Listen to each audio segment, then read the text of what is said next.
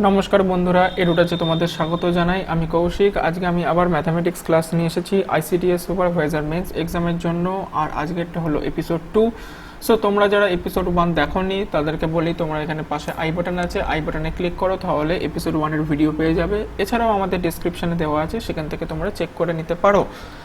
আর যারা আমাদের চ্যানেলে নতুন তারা অবশ্যই আমাদের চ্যানেলকে সাবস্ক্রাইব করে নাও। আর সাবস্ক্রাইব করার পর পাশে দেখবে বেল আইকন আছে, সেটা প্রেস করে দেবে, তাহলে আমাদের নতুন ভিডিওগুলো তোমরা নোটিফিকেশনে পেয়ে যাবে। এছাড়াও আমাদের টেলিগ্রাম চ্যানেল আছে এডুটাচ, সেখানেও তোমরা জয়েন হতে পারো। এডুটাচ বানানটা দেখে নাও, তোমরা টেলিগ্রামে গিয়ে সার্চ করবে, করলেই আমাদের চ্যানেল পেয়ে যাবে। নিচে দেখবে জয়েন বাটন আছে, সেখানে জয়েন করে যেতে পারো। আর জয়েন করার পর দেখবে পাশে ডিসকাস বাটন আছে, সেখানে তোমরা ক্লিক করলে আমাদের গ্রুপে জয়েন হয়ে যেতে পারবে। সেখানে আমরা সপ্তাহে 2 দিন মক টেস্ট নিই, এছাড়াও আমাদের কুইজ টেস্ট হয় দিনে 2 বার করে, সেটাও তোমরা জয়েন করতে পারো। আর যদি অঙ্কের কোনো প্রবলেম থাকে বা অন্যান্য সাবজেক্টের উপর কোনো যদি প্রবলেম থাকে, তাহলে আমাকে অবশ্যই টেলিগ্রামে মেসেজ করতে পারো। তার জন্য আমি এখানে আমার টেলিগ্রাম আইডিটা দিয়ে দিলাম। তো চলো শুরু করা যাক। আজকের প্রথম অঙ্ক কি দেখো, এখানে বলেছে যে এ 2-digit number is 3 times the sum of its digits. If 45 is added to the number, its digits are interchanged. The sum of the digit of the numbers. ওকে, তার মানে কি বলেছে, একটা 2 অঙ্কের সংখ্যা যে যোগফলটা, মানে ওই 2 অঙ্কের যে সংখ্যাটা, ওটা হচ্ছে ওদের দুজনের যে অঙ্ক তাদের যোগফলের 3 গুণ। এবার কি বলেছে, বলছে সংখ্যাটার সাথে যদি 45 যোগ করা হয়, আসল যে মানে মেন যে সংখ্যাটা, এই যে দুই ডিজিটের যে নাম্বারটা, ওর সঙ্গে যদি 45 অ্যাড করা হয়, তাহলে ডিজিটটা ইন্টারচেঞ্জ করে যাবে। ওকে, ইন্টারচেঞ্জের ব্যাপারটা তোমাদের আগের দিন বলে দিয়েছিলাম, সেরকমই ইন্টারচেঞ্জ করে যাবে। The some of the digits of the number বের করতে বলেছে। তা আমাদের এখানে ধরে নিই যে মনে করি 2 অঙ্কের সংখ্যাটি হলো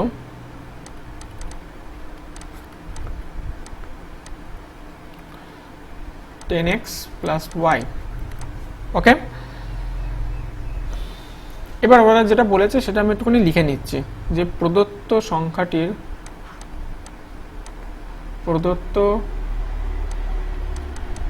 সংখ্যাটির মান তাদের অঙ্কদ্বয়ের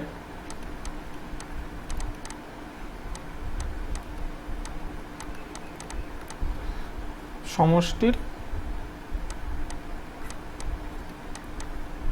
3 গুণ, সমষ্টির 3 গুণের সমান। ওকে, অর্থাৎ 10x প্লাস y, এটা তো আমাদের মানে মূল সংখ্যাটা ছিল, এইটা 10x প্লাস y যে ধরে নিয়েছি, এটা ইকুয়ালস টু কি হচ্ছে, ওদের যে ডিজিট মানে x আর y, এদের যোগফলের 3 গুণ। এটা হয়ে গেল ইকুয়েশন। এবার এটাকে আমরা সলভ করলে হবে 10x plus y, okay, equals to 10x এই 3x প্লাস 3y,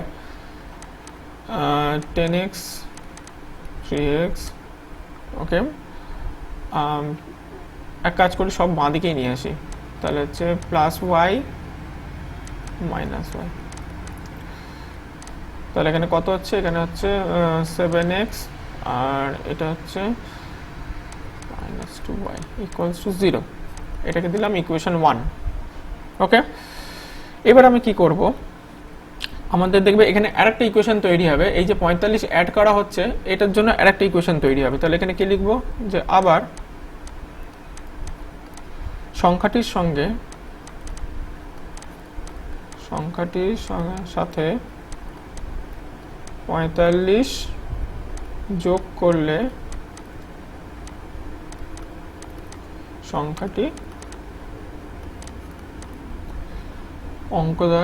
সংখ্যাটির অঙ্কদ্বয়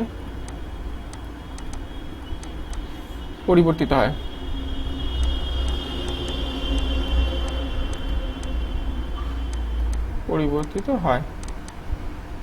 ওকে,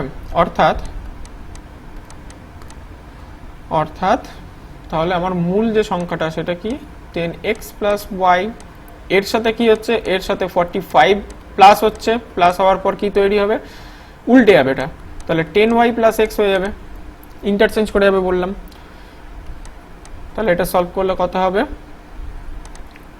আমি এই 10x আর এই প্লাস ওয়াইটাকে ডান দিকে পাঠিয়ে দিলাম, তাহলে কি হবে 10y plus x minus 10x minus y equals to 45, তাহলে 9y minus 9x equals to 45।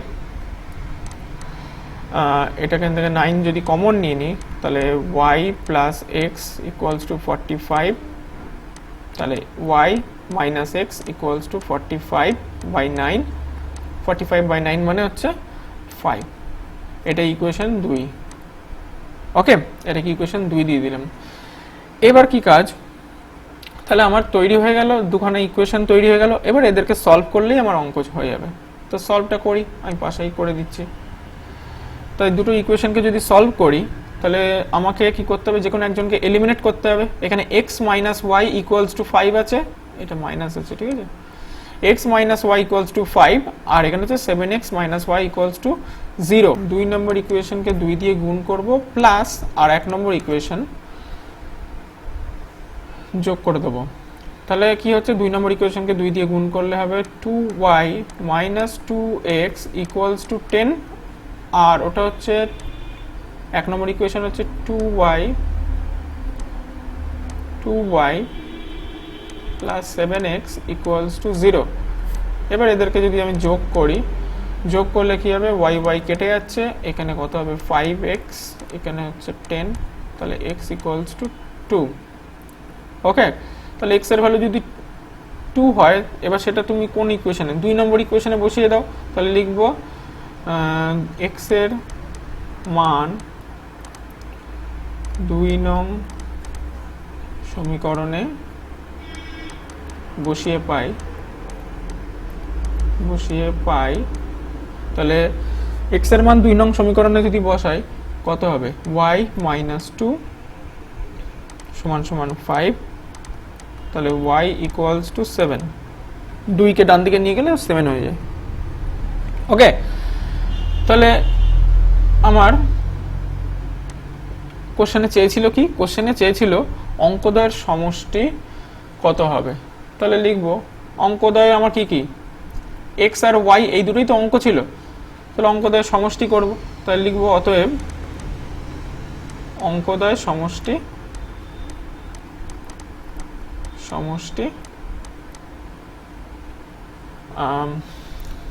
এখানে না একটু মুছে দিই তোমাদের সুবিধার জন্য, তোমরা কিন্তু বুঝতে পারবে না। তাহলে অঙ্কদ্বয়ের সমষ্টি সমান সমান, তোমার ওখানে হচ্ছে x এর ভ্যালু 2 ছিল আর ওটার ভ্যালু 7, তাহলে 9, তাহলে অপশন হবে বি। চলো পরের অঙ্কে চলে আসি। পরের অঙ্ক কি বলেছে, of the 3 numbers the first is 3 times the second and the third is 5 times the first. If the average of 3 numbers is 57, the difference between the largest and the smallest number is, তার মানে কি বলেছে, এখানে তিনখানা number বলেছে, তিনটে নাম্বারের মধ্যে বলেছে প্রথমটা দ্বিতীয়টার 3 গুণ আর তৃতীয়টা প্রথমটার 5 গুণ। বলছে ইফ দ্য অ্যাভারেজ মানে হচ্ছে এদের গড় নাম্বারটা বলে দিয়েছে 57, তাহলে the difference between the largest and smallest number, মানে সব থেকে বড় এবং সব থেকে ছোট যে নাম্বারটা তাদের মধ্যে অন্তর কত, তাদের মধ্যে বিয়োগফল কত। তো আমি ধরে নিই, আমি এখানে দেখো একটা জিনিস, যে the first number is 3 Times the second and the third number is 5 Times the first. তা তোমার এখানে দেখো বেসটা কোনটা, বেস হচ্ছে সেকেন্ড নাম্বার, কেন সেকেন্ড নাম্বারের উপর বেস করে ফার্স্ট নাম্বার তৈরি হচ্ছে। তারপর কি হচ্ছে, থার্ড নাম্বারটা ফার্স্ট নাম্বারের উপর বেস করে তৈরি হচ্ছে, তার মানে ইনিশিয়ালি কার উপর বেস করে তৈরি হচ্ছে, সেকেন্ড নাম্বার। তাহলে সেকেন্ড নাম্বারটাকে এক্স ধরবো, তাহলে লিখবো, মনে করি দ্বিতীয় সংখ্যাটি হলো x। তাহলে প্রথম সংখ্যাটি কত হবে, প্রথম সংখ্যাটি হলো, তাহলে প্রথম সংখ্যাটি কত হবে 3 টাইমস, তার মানে 3x। আর তৃতীয় সংখ্যাটি কত হবে, তৃতীয় সংখ্যাটি, হাতের লেখা একটু খারাপ হচ্ছে আজকে, কিছু মনে করো না, তাহলে 15x, 15x হবে তো, কেননা বলেছে কি থার্ড নাম্বারটা ফার্স্ট নাম্বারে 5 টাইমস, তাহলে ফার্স্ট নাম্বারটা কত 3x, তার যদি 5 টাইমস হয় তার মানে কত হবে 3 5 15, 15x। এবার কি লিখবো প্রশ্ন মতে, প্রশ্ন মতে কেন আমার তিনটে সংখ্যা যখন চলে এলো এবার আমার অসুবিধা হবে না, এবার অ্যাভারেজ বের করে নিতে পারবো। অ্যাভারেজ বের করতে গেলে কি করতে হয়, তিনটের যোগ করে ওই সংখ্যা পদ মানে পদ সংখ্যা দিয়ে ডিভাইড করে দিতে হয়, তাহলে আমার এখানে হবে x plus 3x plus 15x by 3, তিনটে পদ সংখ্যা, তাহলে কি হচ্ছে বাই 3 ইকুয়ালস টু 57। ব্যাস, এবার এটা সলভ করো। উপরে যোগ করলে কত হয়, উপরে যোগ করলে হচ্ছে 15 আর 3 18 আর 19, 19x বাই 3 ইকুয়ালস টু 57। তাহলে x ইকুয়ালস টু কত হবে 57 ইন্টু 3 উপরে গুণ হয়ে যাবে আর 19 নিচে গুণ হয়ে যাবে, তাহলে এটা কাটাকাটি হলো 3 19 57, 3 3 9, তাহলে x এর ভ্যালু কত হলো 9। এবার আমাকে কি বলেছে, কোশ্চেনে বলেছিল যে difference between the largest and smallest number, তো আমাকে তিনটা নাম্বার আগে বের করে নিই, তাহলে লিখবো প্রথম সংখ্যাটি হলো, প্রথম সংখ্যাটি হলো, তাহলে প্রথম সংখ্যাটা কত ছিল 3x, তাহলে 3 ইন্টু 9 27। দ্বিতীয় সংখ্যাটি কত হলো, দ্বিতীয় সংখ্যা হচ্ছে x, x এর ভ্যালু তোমার 9 বেরোলো, তাহলে 9ই হবে। আর তৃতীয় সংখ্যাটি কত হলো,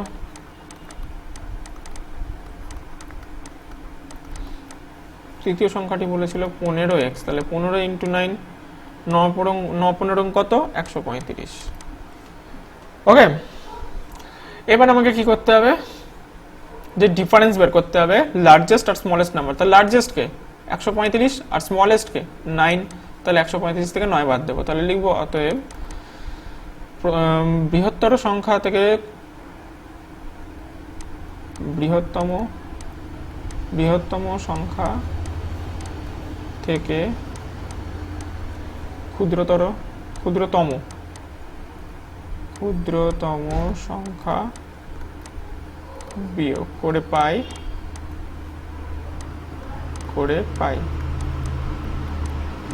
তাহলে 135 মাইনাস 9, 135 মাইনাস 9 করলে কত হয় 126, তাহলে অপশন হবে সি।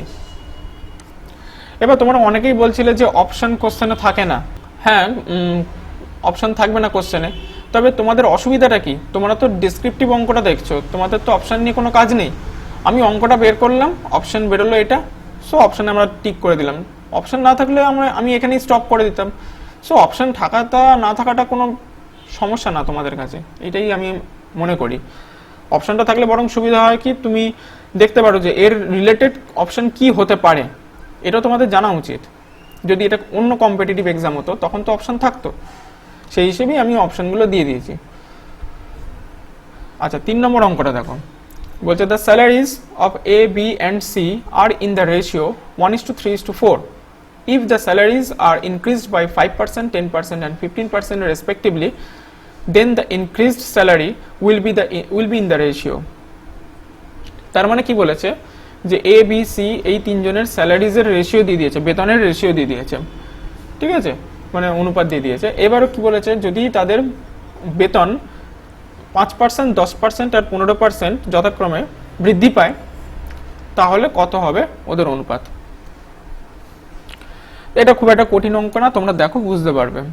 তো আমি যেহেতু রেশিও দিয়ে দিয়েছে, অনুপাত দিয়ে দিয়েছে, তাহলে আমি ওগুলোকে ওখান থেকেই ধরে নিতে হবে যে 1x, 3x আর 4x এরকমভাবে লিখে নেব। তাহলে লিখবো, মনে করি এ বি ও সি এর প্রাথমিক বেতন যথাক্রমে x, 3x ও 4x এখানে লিখে দিই টাকা। ওকে, এবার আমি কি করব, প্রত্যেকের আলাদা আলাদা করে টাকাটা বের করে নেব।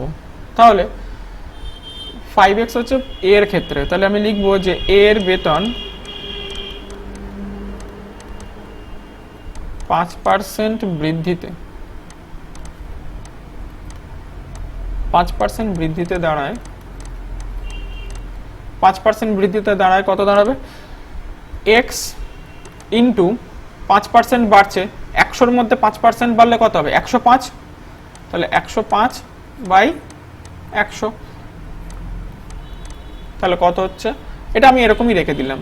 ঠিক আছে, এটাকে আমি সলভ করছি না, এরকমই রেখে দিলাম। আচ্ছা, বি এর বেতন কত বাড়ছে, 10%, তাহলে 10% বৃদ্ধিতে দাঁড়ায় কত হবে, 3x ছিল, তাহলে 3x ইন্টু 10% বৃদ্ধি পাচ্ছে, তাহলে 110 বাই 100, এত টাকা। আর লাস্ট হচ্ছে কি সি এর বেতন, সি এর বেতন 15% বৃদ্ধিতে দাঁড়ায় কত হবে, 4x ছিল, তাহলে 4x ইন্টু 115 বাই 100, এত টাকা। আমি দেখো তিনটের মধ্যে তিনটে কোনো আমি ক্যালকুলেশন করিনি, আমার সুবিধার জন্য আমি এরকম ভাবে রেখে দিয়েছি, তার জন্য তোমাদের কোনো নাম্বার কাটবে না। ঠিক আছে, বৃদ্ধির পর এ কমা বি ও সি এর বেতনের অনুপাত, তাহলে বেতনের অনুপাত কত হবে, x into 105 by 100 is to 3x 110 by 100 is to 4x into 115 by 100। এবার এটা কাটাকাটি করলে নিচের দেখো তিনটেতেই 100 আছে, তাহলে 100 গুলো বাদ গেলে তাহলে কি থাকে, 105x। ঠিক আছে, আর এখানে কি 100 বাদ চলে গেলে তাহলে উপরে হবে 310x, এখানে 100 বাদ চলে গেলে উপরে কত হবে, এটা গুণ করলে হয় 400 আর 4×15 = 60, তাহলে হচ্ছে 460। ওকে, আর x, তাহলে এবার দেখো তিন দিক থেকে x ও কেটে যাবে, যদি x কেটে যায় তাহলে আর পড়ে থাকে কি 105 ইজ টু 330 ইজ টু 460। এবার তুমি এখানে 5 দিয়ে কাটাকাটি করলে তোমার দাঁড়াবে হচ্ছে 21, এখানে 5 দিয়ে করলে 5 6 30, 5 6 30, আর এখানে হচ্ছে 5 9 45, 5 2 10। সো অপশন কোনটা হবে, অপশন হবে সি। চলো পরের অঙ্কে চলে আসি। 72% of the students of a certain class took biology and 44% took mathematics. If each student took at least one subject from biology and mathematics and 40 took both, then the total number of students in the class. তার মানে কি বলছে, একটা certain ক্লাসের স্টুডেন্টরা biology নিচ্ছে কত, 72%, math নিচ্ছে কত, 44%, আর দুটো সাবজেক্টই নিচ্ছে কত পার্সেন্ট, 40%। তাহলে ওই ক্লাসের টোটাল স্টুডেন্ট কতগুলো ছিল। তাহলে লিখবো, এটা আমি x ধরে না করলেও চলবে, এটা তুমি 100 ধরেও করতে পারো। তাহলে লিখবো, মনে করি ক্লাসের মোট ছাত্রছাত্রীর সংখ্যা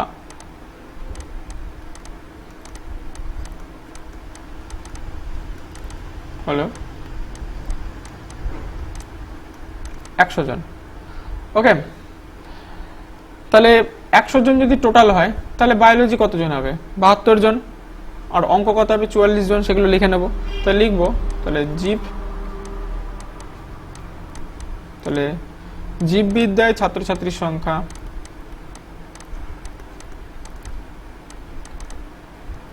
তাহলে জীববিদ্যা ছাত্রছাত্রীর সংখ্যা কত হবে? 72 জন। এবং অঙ্কে ছাত্রছাত্রীর সংখ্যা 44 জন। উভয় বিষয়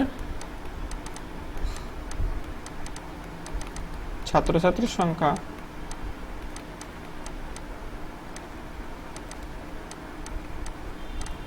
কত হবে? এদের দুজনের যোগ করো, 72 প্লাস 44, তার থেকে 100 বাদ, এতজন, তাই তো? তাহলে এখানে কত হচ্ছে?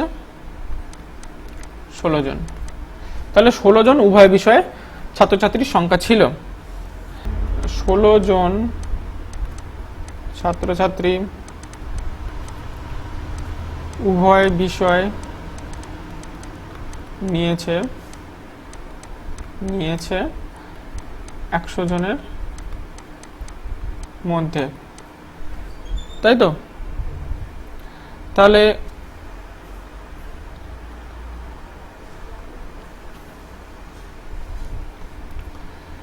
একজন ছাত্রছাত্রী উভয় বিষয় নিয়েছে 100/16 জনের মধ্যে। আর তাহলে 40 জন, তাহলে কত হবে? তাহলে এখানে 40 জন ছিল, 40 জন বোথ সাবজেক্ট নিয়েছে, উভয় সাবজেক্ট। তাহলে 40 জন ছাত্রছাত্রী উভয় বিষয় নিয়েছে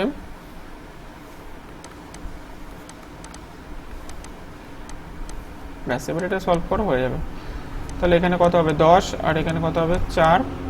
4 দিয়ে 100কে কাটলাম 25, তাহলে 250 জনের মধ্যে। লাস্টে তোমরা অতএব দিয়ে লিখে দেবে আনসারটা, ওটা দরকার লাগছে না। তাহলে কত হচ্ছে? Option C. তাহলে তোমরা এখানে লাস্টে অতএব দিয়ে দেবে, অতএব দিয়ে বলবে যে ক্লাসে মোট ছাত্রছাত্রীর সংখ্যা 250 জন। সেটা আমি আর লিখলাম না, ওটা তোমরা লিখে নিও। পরের অঙ্ক কি বলেছে? A manufacturer sells an item to a wholesaler at a profit of 18%. The wholesaler sells the same to a retailer at a profit of 20%. The retailer in turn sells it to a customer for rupees কত বলেছে? 15,045, thereby earning a profit of 25%. The cost price of the manufacturer is, তার মানে কি বলেছে? একটা manufacturer মানে হচ্ছে উৎপাদক, যে ম্যানুফ্যাকচারার মানে উৎপাদক কি করছে? হোলসেলার মানে যারা পাইকারি বিক্রেতা, তাদেরকে বিক্রি করছে 18% প্রফিটে। এবার সেই পাইকারি বিক্রেতা কি করছে? সেটা তাদের খুচরো বিক্রেতা, রিটেলার মানে খুচরো বিক্রেতা, তাদেরকে 20% প্রফিটে বিক্রি করছে। এবার খুচরো বিক্রেতা কি করছে? তারা কাস্টমারদের বিক্রি করছে কত টাকায়? 15,045 টাকায় করে। কত টাকা লাভ করছে? 25%। ঠিক আছে, তাহলে বলেছে কস্ট প্রাইস কত হবে ওই উৎপাদকের। তাহলে মনে করি দ্রব্যটির ক্রয় মূল্য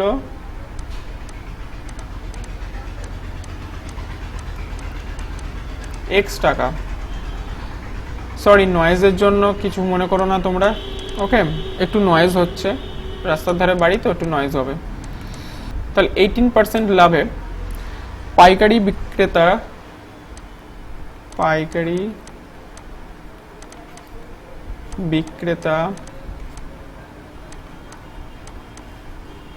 বিক্রয় করা হয়, পাইকারি বিক্রেতাকে বিক্রয় করা হলো x ইন্টু 118 এত টাকায়। ওকে, এটা আমি সলভ করবো না, এরকম আমি রেখে দিলাম। এবার লিখব 20% লাভে, 20% লাভে খুচরো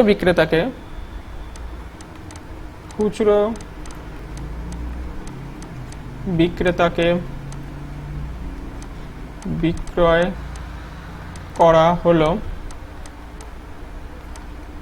কত হবে? এই আগের টাকাটাই তো হবে, আগের টাকাটার উপরই, মানে এই যে এই টাকাটা, এটা কি? এটা ছিল খুচরো বিক্রেতার ক্রয় মূল্য, তাই না? প্রথমে দেখো, প্রথমে দ্রব্যটির ক্রয় মূল্য কত ছিল? x। এবার সেটা কি করছে, পাইকারি বিক্রেতার হাতে যখন যাচ্ছে তখন সেটা এইটা হয়ে যাবে তখন তার ক্রয় মূল্য, এটা হয়ে যাবে তার বিক্রয় মূল্য। এবার খুচরো বিক্রেতাকে যখন বিক্রি করছে তখন খুচরো বিক্রেতার রেসপেক্টে তখন এইটা হয়ে যাবে তার কি, ক্রয় মূল্য। আর তখন বিক্রয় মূল্য কত হবে, এই 20% লাভ করে যেটা হবে। তাহলে এক্স ইন্টু 118/100, এটা তো আগে ছিলই, এটা ক্রয় মূল্য, তার উপর বিক্রয় মূল্য কত হবে, 120/100, এত টাকা। ওকে, আর লাস্ট কত বলেছে, 25% প্রফিট, 25% লাভে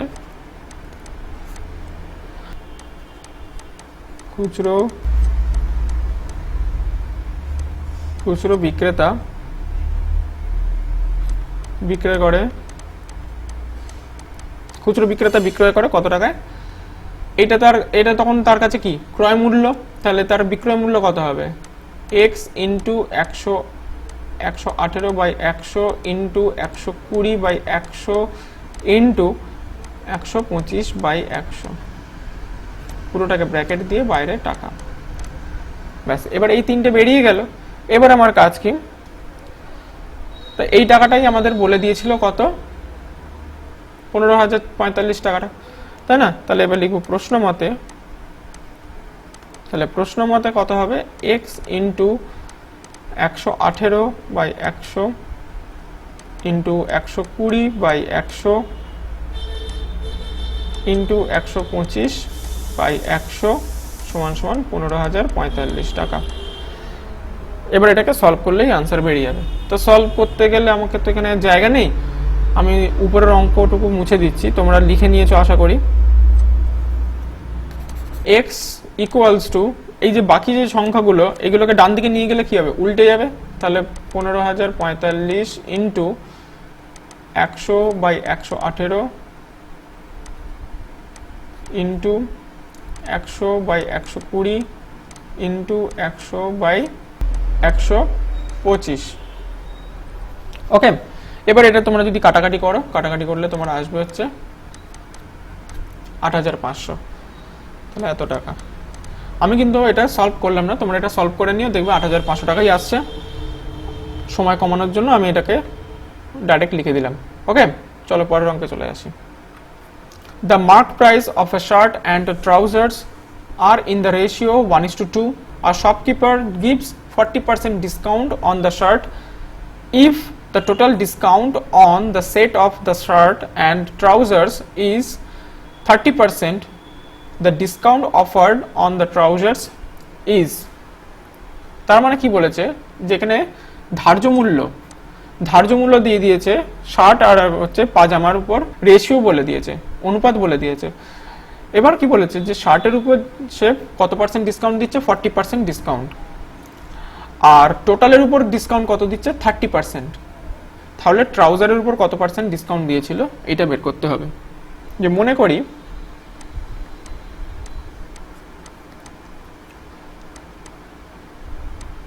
মনে করি জামা ও পায়জামা ধার্য মূল্য যথাক্রমে x ও 2x টাকা। এবার ছাড় দেওয়া হচ্ছে কতটা সেটাও ধরে নি, এই যে discount offered on the trouser is, এই ডিসকাউন্ট আমরা ধরে নিচ্ছি, তাহলে লিখবো এবং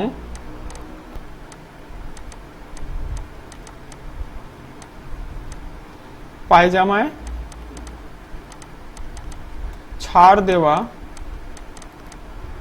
হয়েছে কত, y%। ওকে, তাহলে প্রশ্ন মতে, আর এখানে লেখার কিছু নেই, প্রশ্ন মতে জামার ধার্য মূল্য কত ছিল, x টাকা, তাহলে x ইন্টু, এবার সেটার উপর কত ছাড় দেওয়া হচ্ছে, 40%, তাহলে 40/100 প্লাস পাজামার উপর কত পার্সেন্ট ছাড় দেওয়া হচ্ছে, পাজামার ধার্য মূল্য কত ছিল, 2x ইন্টু পাজামার উপর ছাড় দেওয়া হচ্ছে y%, তাহলে y/100, এটা ইকুয়ালস টু, আর টোটালের উপর কত টাকা ছাড় দেওয়া হয়েছিল সেটা হবে, টোটাল কত ছিল, টোটাল আগে ধার্য মূল্য কত ছিল, টোটাল ধার্য মূল্য ছিল এক্স প্লাস 2x, এটা ইন্টু কত 30%, তার মানে 30/100। এবার এটা তোমরা সলভ করো, সলভ করলে হয়ে যাবে। তাহলে এখানে কত হচ্ছে, এবার বোথ সাইড থেকে আমরা 100টাকে বাদ দিয়ে দিলাম, এইদিকে 100 কমন নিয়ে বাদ দিয়ে দেওয়া যাবে। তো এইদিকে যদি আমি 100 কমন নিই, তাহলে এখানে পড়ে থাকবে 40x প্লাস এখানে হচ্ছে 2xy ইকুয়ালস টু এখানে হবে 3x ইন্টু 30/100। বোথ সাইড থেকে 100 উঠে যায়। আমি এখানে কিন্তু এরকমভাবে কাটতে পারি না, তোমরা যদি এরকম কেটে দাও তাহলে কিন্তু ভুল হতে পারে, তোমরা কিন্তু এরকমভাবে কাটবে না। ওকে, এই কাটাটা কিন্তু তোমরা মনে মনে কাটবে, কখনোই এরকমভাবে কিন্তু দাগ দিয়ে কাটবে না, ঠিক আছে। তাহলে এখানে কত হবে, তাহলে 40x plus 2xy equals to 90x। তাহলে 40x কে ওইদিকে পাঠালাম, তাহলে 40x কে ওইদিকে পাঠালে minus 40x, that is 50x। তাহলে এখান থেকে তোমার y বের করতে হবে, তাহলে y equals to 50x by 2x, x কাটে, এটা কাটলে 25, that is y equals to 25। তাহলে অপশন হবে সি। পরের অঙ্কে চলে আসি। A sum of money was lent at a simple interest at a certain rate for 3 years. Had it been lent at 2.5% per annum, higher rate, it would have fetched 540 rupees more. The money lent was, মানে কি বলেছে, simple ইন্টারেস্টে কিছু টাকা ধার নেওয়া হয়েছিল 3 বছরের জন্য, বার্ষিক সুদের হার হচ্ছে 2.5%, আর সুদটা কত হবে 540 টাকা। তাহলে কত টাকা সে ধার নিয়েছিল। তাহলে আমি এখানে লিখব, মনে করি ধার নেওয়া হয়েছিল x টাকা, বার্ষিক সুদের হার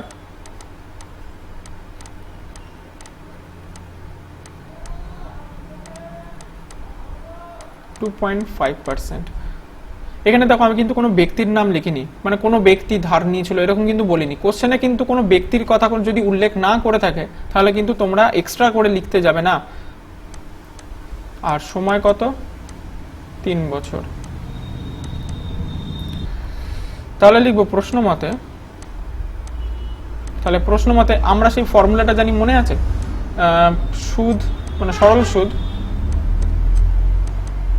সুদ আমরা কি করতাম, পি আর টি, এটা পি, ঠিক আছে, পি আর টি বাই 100। এই ফর্মুলাটা তোমাদের মনে আছে নিশ্চয়ই, ক্লাস 9-10 তোমরা করেছো। এই ফর্মুলাটাই এখানে ইউজ করব। তাহলে কি লিখবো, এখানে পি মানে কি, প্রিন্সিপাল মানে হচ্ছে যেটা ধার নিয়েছিল সেই টাকাটা, সেটাকে আমি কি ধরেছিলাম, এক্স। তাহলে এক্স ইন্টু আর মানে রেট অফ ইন্টারেস্ট, বার্ষিক সুদের হার কত 2.5, আর টাইম কত 3 বছর, তাহলে 3/100। এটা ইকুয়ালস টু সুদ কত বলে দিয়েছে 540। ব্যাস, এবার এটা তুমি সলভ করলেই বের করে নিতে পারবে। তাহলে 540 ইন্টু 100 বাই 2.5 ইন্টু 3, এটা সলভ করবে, তাহলে তোমাদের এক্স এর ভ্যালু আসবে 7200 টাকা। তো চলো পরের অঙ্কে চলে আসি। বলছে an amount of money at compound interest grows up to 3840 in 4 years and up to 3936 in 5 years. Find the rate of interest. তার মানে কি বলেছে, একটা কম্পাউন্ড ইন্টারেস্ট, এটা চক্রবৃদ্ধি সুদ, ঠিক আছে, চক্রবৃদ্ধি সুদের অঙ্ক তোমাদের থাকবে। তো এখানে বলেছে কি, চক্রবৃদ্ধি সুদের হারে 4 বছরে কত টাকা হচ্ছে 3840 টাকা, আর 5 বছরে সেটা গিয়ে কত দাঁড়াচ্ছে 3936 টাকা। তাহলে রেট অফ ইন্টারেস্ট কত বের করতে বলেছে। তো এখানে দেখো কিছুই দেওয়া নেই, আসল দেওয়া নেই, বার্ষিক সুদের হার দেওয়া নেই, শুধু সময় দেওয়া আছে আর কত টাকা দাঁড়াচ্ছে, অ্যামাউন্ট কত হচ্ছে সেটা, মানে সুদে আসলে কত হচ্ছে সেটা বলে দিয়েছে। তাহলে লিখি, মনে করি এখানে আমাকে তাহলে ধরে নিতে হবে আসল আর সুদের হারকে। তাহলে লিখবো, মনে করি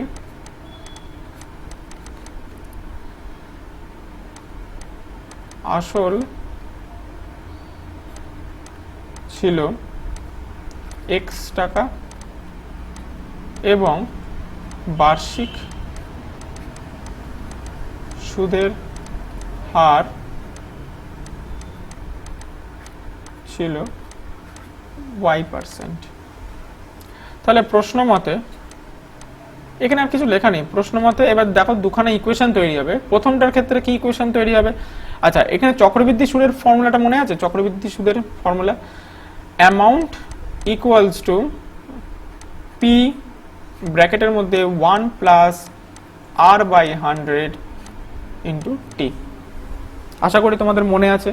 এটা অ্যামাউন্টের ক্ষেত্রে ফর্মুলা। আর যদি সিআই মানে তোমাদের চক্রবৃদ্ধি সুদ যেটা হচ্ছে কম্পাউন্ড ইন্টারেস্ট বলে, সেটা কত হবে ফর্মুলা? এখানে পি 1 প্লাস r/100 টি মাইনাস পি। জাস্ট আসলটা মাইনাস করে দিলে তোমাদের বেরিয়ে যাবে। এখান থেকে পিটাকে কমন নিয়েও অনেকে লেখে, সেটাও করতে পারো, তাহলে অঙ্কটা একটু ছোট হয়ে যায়। এই হলো তোমাদের ফর্মুলাটা, আমি এখানে পাশে লিখে দিলাম। এবার চলো অঙ্কটা করি। অ্যামাউন্ট কত? 3840। এটা ইকুয়ালস টু আমরা কত দিলাম? এক্স 1 প্লাস y/100 ইন্টু 4, এই হোল টু দি পাওয়ার 4। ওকে, এটাকে দিলাম 1 নম্বর। আর 3936 equals to x 1 plus y/100 whole to the power 5। এটাকে দিলাম 2 নম্বর ইকুয়েশন। 2 নম্বর সমীকরণকে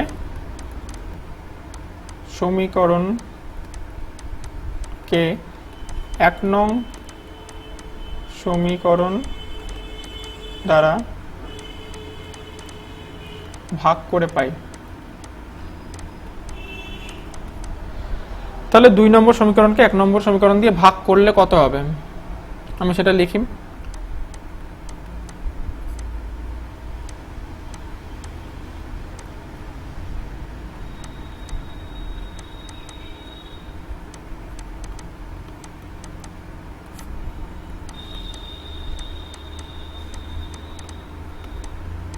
এটা দাঁড়াচ্ছে, এবার এখান থেকে কি এক্স এক্স ক্যান্সেল হয়ে যাবে। আর নিচে দেখো হোল টু দি পাওয়ার 4 আছে, উপরে হোল টু দি পাওয়ার 5 আছে। তাহলে কত হবে? ধরো আমি এখানে সাপোজ একটা লিখছি as an example, a to the power 5 by a to the power 4। তোমরা এটা কাটাকাটি করলে কি করতে? a টু দি পাওয়ার 4 কে দিয়ে এটা কেটে দিতে, তাহলে ইকুয়ালস টু a হতো, তাই না? এটাও সেই একই রকম ভাবে এই পুরোটাকে তুমি a ধরে নাও। ধরে নিলে যদি এটা কাটাকাটি করি, তাহলে উপরে শুধু কি 5টা কেটে যাবে, বাদ চলে যাবে। তাহলে আমার দাঁড়াচ্ছে কত? 3936 by 3840, this equals to 1 plus y/100। ওকে, এবার এখান থেকে তোমাকে y বের করতে হবে, y এর ভ্যালু। তাহলে y/100 equals to 3936 by 3840। 1টাকে বাঁ দিকে পাঠিয়ে দিলে -1 হয়। এবার এটা যদি তুমি সলভ করো, তাহলে কত হবে? 96 by 3840। ওকে, তাহলে y ইকুয়ালস টু কি হবে? 96 by 3840 ইন্টু 100।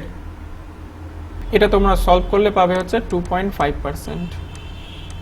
তাহলে অপশন হবে এ। পরের অঙ্কে চলে আসি। পরের অঙ্ক কি বলেছে?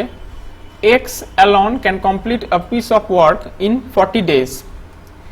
He worked for 8 days and left. Y alone complete the remaining work in 16 days. How long would X and Y together take to complete the work? তাহলে আমি লিখব X কত দিনে কাজ করছে? 40 দিনে। তাহলে X 40 দিনে কাজ করে কত? 1 অংশ। টোটাল কাজটা করে বলে দিয়েছে। তাহলে x 1 দিনে কাজ করে কত? 1/এর 40 অংশ। তাহলে 8 দিনে কত করবে? কেন 8 দিন পরে সে কাজ ছেড়ে দিয়ে চলে গেছে, তাহলে 8 দিন অবধি তো সে কাজ করেছে। তাহলে 8 দিনে কত কাজ করেছে সেটা বের করি। তাহলে 8 দিনে কাজ করে 8/40 এত অংশ। এটা কাটাকাটি করলে হবে 1/5, তাহলে বাকি কাজ কত পড়ে আছে, তাহলে লিখবো বাকি কাজ সমান সমান বাকি কাজ হচ্ছে টোটাল অংশ কত 1, তার থেকেই মাইনাস করতে হবে, তাহলে 1/1/5 এত অংশ সমান সমান 4/5 অংশ। এই যে 4/5 অংশ এইটাই তাহলে y করেছে, কেননা x তো তারপর চলে গেছে, তাহলে y এই 4/5 অংশ কত দিনে করেছে 16 দিনে, তাহলে লিখবো y 4/5 অংশ কাজ করে 16 দিনে। তাহলে এক অংশ কাজ করে কত দিনে 16 ইন্টু, এটা উল্টে যাবে তাহলে কত হবে 5/4, তাহলে কাটাকাটি করলে হবে 4×4 = 16। তাহলে y টোটাল কাজটা কত দিনে করছে 20 দিনে। এবার বাকিটা আমি পাশে করছি। তাহলে এরা প্রত্যেকে আলাদা আলাদা পুরো কাজ করলে কত দিনে করতে পারে সেটা দেখো আমি বের করে ফেললাম। x তো বলেই দিয়েছিল 40 দিন, আর y টা আমি বের করে নিলাম 20 দিন। তাহলে এবার কি লিখবো, তাহলে x ও y একত্রে একদিনে কাজ করে, তাহলে একদিনে কত কাজ করবে, এই দেখো x এর ক্ষেত্রে কত 1/40, তাহলে y এর ক্ষেত্রে কত হবে 1/20, তাহলে 1/40 প্লাস 1/20 এত অংশ। এটা সলভ করলে তোমার হবে 3/40 অংশ। তারা একত্রে 3/40 অংশ কাজ করে একদিনে। জাস্ট এটা ঘুরিয়ে লিখলাম। তাহলে অতএব তারা একত্রে এক অংশ কাজ করে কত হবে, এটা জাস্ট উল্টে যাবে 40/3 এত দিনে। এটা সলভ করলে তোমাদের হবে 13×1/3 এত দিনে। তাহলে অপশন হবে এ। চলো পরের অঙ্ক এবং শেষ অঙ্কে চলে আসি আমরা। 2 trains each of length 120 meter are running in parallel tracks in opposite directions. One train is running at a speed of 65 km/h and they cross each other in 6 seconds. The speed of the other train. তার মানে কি বলেছে, দুটো train যাদের length 125 metre, দুটোই same length, আর তারা একটা parallel track, parallel মানে সমান্তরাল দুটো ট্র্যাকের আলাদা আলাদা দুটো ট্র্যাকে বিপরীত দিকে আসছিল, মানে একে অপরের দিকে আসছিল। এবার কি বলেছে, একটা ট্রেনের স্পিড বলে দিয়েছে 65 km/h, আর তারা কি করছে 6 সেকেন্ডে একে অপরকে ক্রস করছে। তাহলে অন্য যে ট্রেনটা ছিল তার স্পিড কত ছিল, মনে করি ট্রেনটির গতিবেগ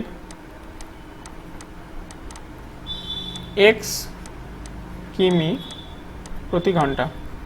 তাহলে তাদের আপেক্ষিক গতিবেগ কত হবে? আপেক্ষিক গতিবেগ ব্যাপারটা কি তোমরা আপেক্ষিক গতিবেগ অনেকেই জানো, অনেকেই জানো না। যারা জানো না তাদের বলে দিই, আপেক্ষিক গতিবেগ হচ্ছে দুটো ট্রেন ধরো পাশাপাশি যাচ্ছে, তখন তোমরা কি দেখে মনে হবে যে একটার সাপেক্ষে আরেকটা ট্রেন তাকিয়ে থাকলে মনে হবে যেন ওটা দাঁড়িয়ে রয়েছে বা ধীর গতিতে যাচ্ছে, এরকম মনে হবে। কিন্তু দুটো ট্রেন যদি বিপরীতমুখী হয় তখন দেখবে তাদের মধ্যে স্পিডটাকে দেখবে অনেক বেড়ে যায়। তুমি যদি একটা ট্রেনের মধ্যে থাকো, তুমি যদি ধরো সাপোজ এই ট্রেনের মধ্যে তুমি আছো, তখন পাশ দিয়ে যখন একটা ট্রেন বেরিয়ে যাবে তখন মনে হবে যেন রকেটের বেগে বেরিয়ে যাচ্ছে। এটা কেন হয়? কারণ তুমি যে ট্রেনে যাচ্ছ সেই ট্রেনের যে গতিবেগটা আর ওই যে পাশে যে ট্রেনটা বেরিয়ে গেল ওই ট্রেনের গতিবেগ দুটো যোগ হয়ে তোমার ওই ট্রেনটার গতিবেগটাও তাই মনে হয়। আর এইগুলোকে বলা হয় আপেক্ষিক গতিবেগ। এটা কিন্তু অ্যাকচুয়াল গতিবেগ না, এটাকে আপেক্ষিক বলা হয়। তাহলে তাদের আপেক্ষিক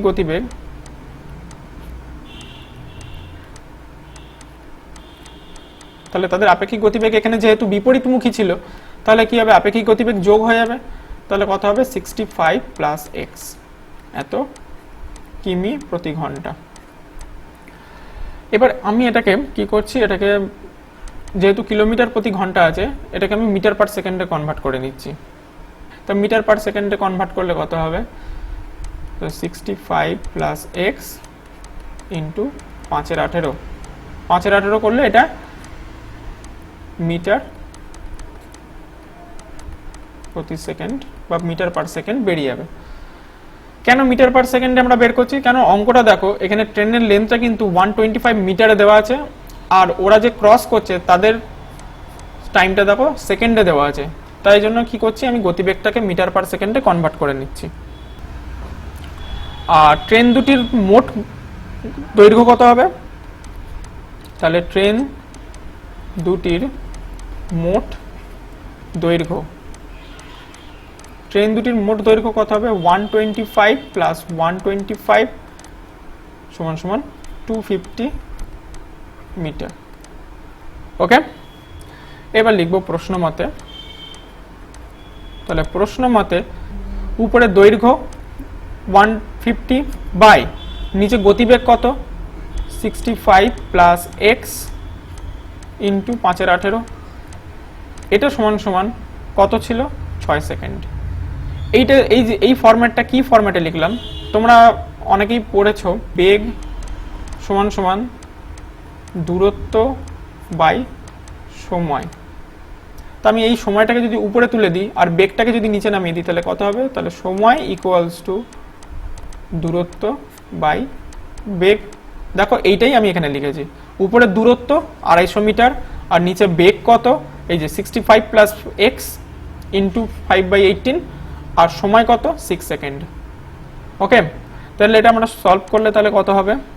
এটা যদি সলভ করি তাহলে 65 প্লাস এক্স ইন্টু 5/18 ইন্টু 6 সমান সমান 250, 3 6 18, 3টাকে ওইদিকে পাঠিয়ে দিলাম, 5টাকে ওইদিকে পাঠিয়ে দিলাম। তাহলে 65 প্লাস এক্স সমান সমান 250 ইন্টু 3/5, 5 দিয়ে কাটলাম 50, তাহলে এখানে হবে 150।